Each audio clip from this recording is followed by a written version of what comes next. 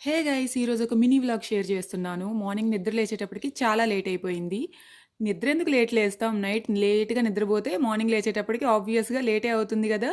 నేను నిద్ర లేచేటప్పటికి మా అమ్మ అయితే నా ఫేవరెట్ గారెలు చేసిందనమాట. నాకు పెరుగు గారెలంటే కూడా చాలా చాలా ఇష్టం. ఈ గారెలు ఇష్టమే, పెరుగు గారైతే మరీ ఇష్టం.